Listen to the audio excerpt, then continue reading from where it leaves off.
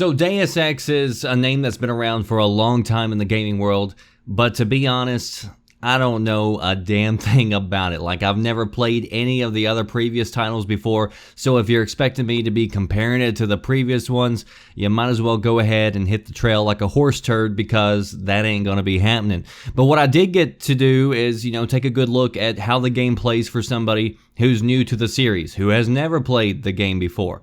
And so I was a little bit concerned going in, because I know sometimes, people tell you, you gotta play, the previous games to really know what's going on, and so forth. So there was that thought that I would be just completely lost in the game.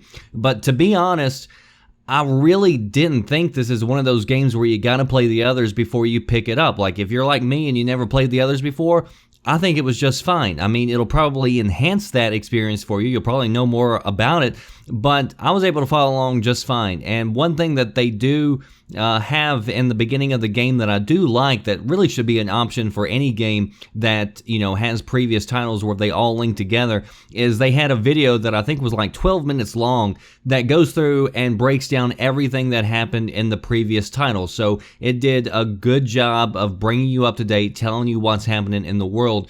And honestly, like I said, I'd like to see a lot of other games take that and put it in there, and just put it in as an option so that people can, kind of remember things if they want to, or be kept up to date, so that way it does attract new people to come into this franchise. So without giving away too much of the story, the basics are, it's set in the future in Prague. You've got these rich elites that have bought into augmentations, bionic upgrades.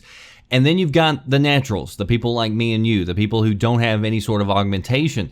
And so a few years ago, a virus, or whatever it is that you want to call it, kind of broke out and caused a lot of augmented people to sort of go haywire. They started killing off a lot of the naturals, and so now people are highly skeptical and even hate people who have augmentations. And so they've got, groups of people trying to segregate each other, laws trying to be passed to try to, get rid of this one certain group from society. The police treat all augmented people with suspicion and disdain.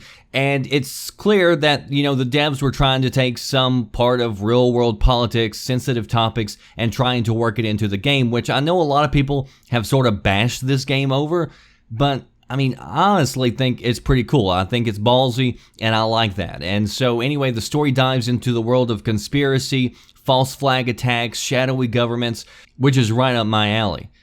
Now, it probably wasn't as deep as it should have been, but it did manage to hold my attention, which I can't say that for a lot of games these days that have stories. So this is an action slash stealth slash first-person shooter slash, RPG type game. Like, it has a lot of different elements that are kind of mixed in here, and so it's a nice little melting pot.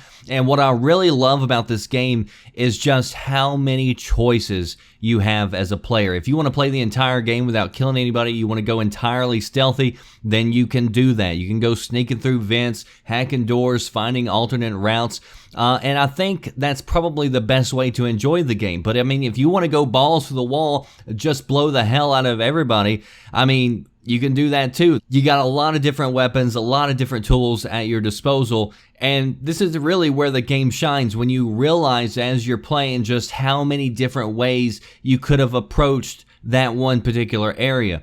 And so there were times whenever I would actually finish a section and then load up my previous save and then go back and then try it a different way, just to see what would happen and see if I could do it, which to me, that's what makes a game replayable. Like, whenever they give you a reason to want to go back, whenever they do give, different options, different choices, and so you're not just replaying the same sequence over and over.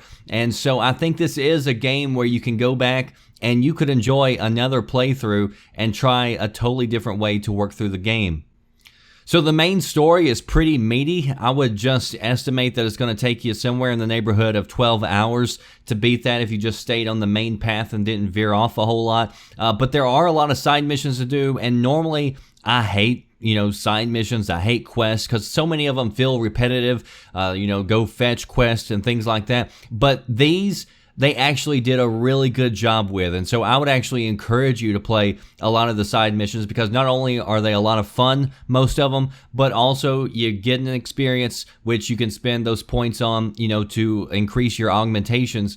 And there's a lot of different augmentations that you can upgrade, different skill trees, things like that. And again, you can, totally change the way the game plays just on the augmentations that you focus on. So the more you have, the more abilities, the more choices you're going to have. And there's actually quite a few that I unlocked later in the game that I wish I would have unlocked earlier. So there's a lot of good choices there.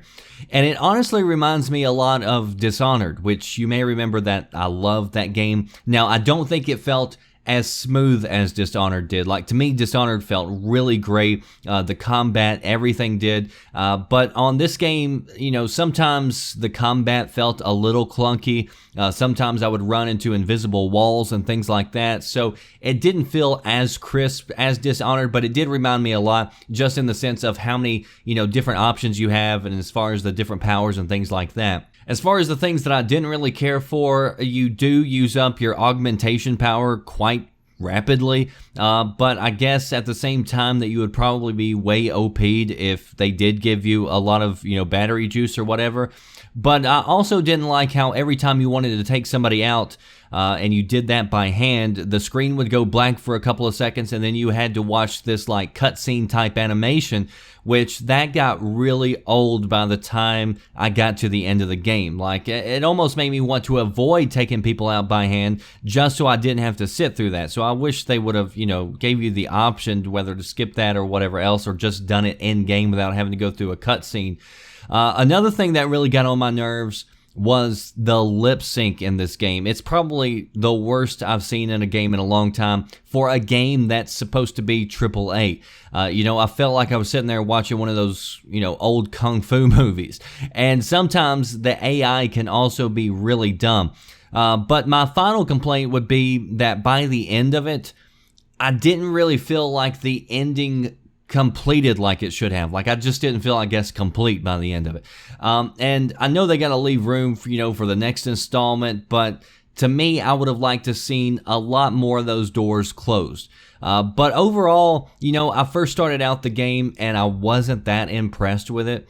But as I gave it more time and I watched the gameplay expand, I saw how many choices I had, I watched the story unfold, it really grew on me. And by the end of it, I was really enjoying this game. So if you enjoy the types of games that, are stealth, type action RPGs, then I would say this is definitely a good pickup, and it's a pretty solid game. It's one that really wasn't on my watch list. Like, I haven't been paying that much attention to this game, but for whatever reason, I just decided to pick it up the other day, and I'm glad I did. I ended up really enjoying it. Now, if you're just a person going in looking for a first-person shooter, I think you should probably avoid it because, like I said, this has a lot of RPG-type elements, so there's a lot of conversations, a lot of, different dialogue trees and things like that. But if you're into the RPGs and like stealth gameplay, I think you should definitely try this out. I wouldn't call it perfect, I wouldn't call it Game of the Year, but it is one of the better games that I've played this year, so I'm definitely looking forward now to the next game. So that does it for me, the Red Dragon. I'll see you next time. Thanks for watching. Are you listening? Damn.